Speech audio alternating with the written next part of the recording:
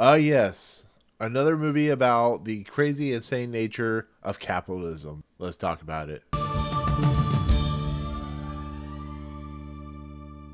Well, what's going on, everyone? Welcome to Movie Emporium's Apple TV Plus original movie review of The Beanie Bubble. This film is directed by Kristin Gore and Damian Kulash. Now, I don't know about you, but you may be a little too young to remember the Beanie Baby craze. Maybe you don't. I don't know 100%. But you know it was very, very popular, especially if you're my age and you grew up in that time of 1999 and a little bit earlier. Now, with that said, imagine, if you will, that the craze created a monster of a human being in the name of Ty Warner. And the idea of, quote unquote, a narcissist creating a company is such a surprise, But also imagine, if you will, that this narcissist basically hired a bunch of people, or basically cheated on his two fiancées / girlfriends, and created a downward spiral that basically ended and basically bankrupted his company. And that's the Beanie Bubble. It's another film in this capitalism kind of genre that is being played out this year with stuff like Tetris and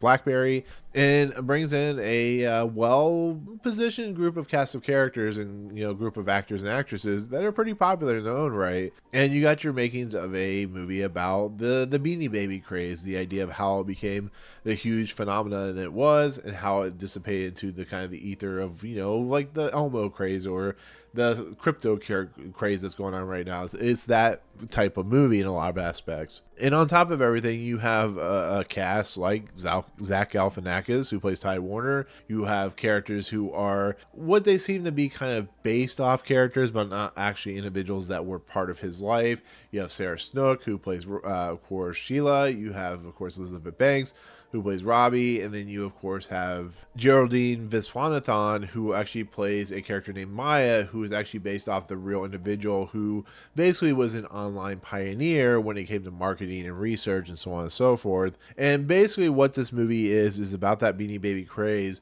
but it's told in a more loose style fashion, similar to like Tetris. Maybe I haven't seen Blackberry, so probably similar to that. And it basically kind of shows the meteoric rise and downfall of the Beanie Baby craze and Ty Warner and so on and so forth. So like I said earlier in my kind of rant and raving of this film, the idea of the Beanie Baby craze was not something I was hugely into. Yeah, I had a couple of Beanie Babies here or there, but it was unlike, the Pop Funko line. I just never really got into it. It was more something that people that were younger than me were very much into, but it was definitely something that was very popular. And I remember how difficult and how crazy people got when new characters were released. And now, with that said, it's been quite a year for these types of movies, because you have movies like Air, you have movies like Blackberry, and you have movies like Tetris, are doing basically kind of like The Big Short in a lot of ways, where they're taking the idea of this individual, these kind of situations,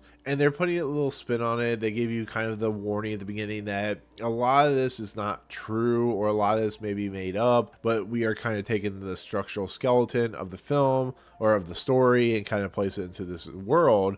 So what they're basically saying is some of it we've taken liberties on, but we want to make it more fun and more entertaining, because if you know anything about real situational things, it's quite boring, unless it's something like the 9/11 situation with World Trade Center movie by Oliver Stone. Most of the time, real life is kind of boring, so you have to kind of spruce it up and spice it up when it comes to a film. So with that said, in my ramblings right here, I got to see this movie a little bit early, and my honest thoughts of this is it's fine. It could have done better, to be fairly honest. And I don't mean to take away from the movie itself, because the cast and crew in this movie do a really fine job of playing the characters they're portraying, especially the Geraldine Viswanathan is fantastic as Maya, the entrepreneur, the one who's coming up in the world. I think Zach Galifianakis with a beard is really weird looking, but I think he's having a lot of fun himself. And I think overall, I think this is a movie that tries to be in that genre of showing us a world that we kind of grew up with, but I just don't think it kind of spearheads it enough. I think it's too focused on the drama behind the scenes when it comes to the family life and how that family life plays out. I don't think it works really well, and I think it's It's a movie that loses its way pretty easily, but when it's focused, especially on the Beanie Baby craze, I think that's more interesting than the dramatic behind the scenes of stuff that could possibly have been made up by the cast and crew. And it's also really interesting that this movie is directed by Kristin Gore, who of course is Al Gore and Tippett Gore's daughter, who is actually married to the lead singer of OK Go, Damian Kulash, who actually co-directed this.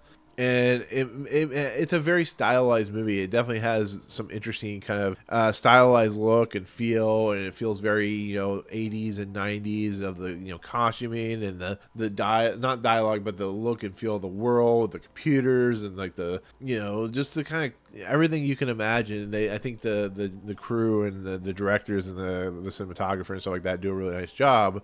I just think when it comes to the story, I think sometimes they took way too many liberties, and maybe that's my own failings of understanding that what entertainment is sometimes. But I look at this film and then I go back and I look at, Tetris, or look at Air, and I think Air does a nice job of making it more compelling by enriching the characters, but also allowing the story to breathe and allowing the story to kind of work itself around and stuff like that. I think Tetris is a little more fantastical, so therefore it does falter a little bit. But here, I think it goes so deep into how dark of an individual Ty Warner is, but that it doesn't focus on the kind of main structure of what this movie should be, which is the rise of this really important craze of the 1990s. And it really just kind of leaves these characters in the background. Elizabeth Banks and Sarah Snook are good in this movie, but I feel like they get like their one shiny moment and then they're just kind of left in the dust to be kind of background players. And you don't want to do that with Sarah Snook and especially Elizabeth Banks, because they're high profile actresses with great chemistry when it comes to their characters and stuff like that, whatever they do.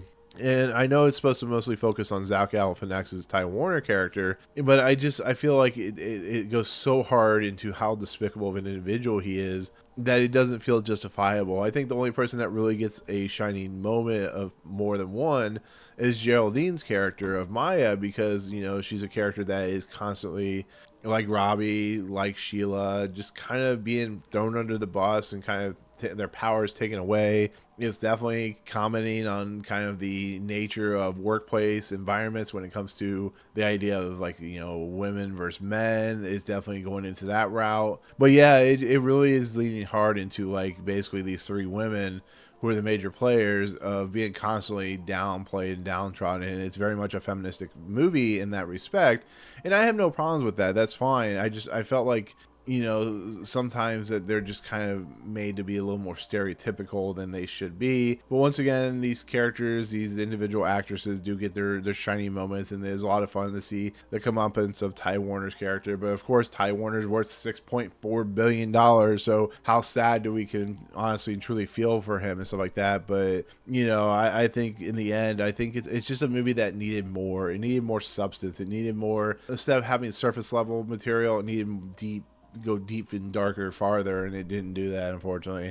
I think it would have been really interesting if it had gone deep, kind of like in the sense of like Wolf of Wall Street, or once again like Air, where it feels like it just grabs you, and this movie just doesn't. So it's not a terrible movie. I do think there are shiny moments of just fun and entertainment, but I just think overall it could have been way better, to be fairly honest. So that's just how I stand. That's how I feel. And like I said, it's still, if you have Apple TV Plus, it's definitely worth a watch, because it won't insult your time for an hour and 50 minutes. So, but with that said, that's going to do it. That's going to be my take on the Apple TV Plus original movie, The Beanie Bubble. Thank you so much for watching. Comments below, what was your favorite Beanie Baby when you were growing up, if you did grow up in this era? Let me know what your favorite was. Let me know if you're interested in seeing this movie. What was your favorite movie of this genre? So on and so forth.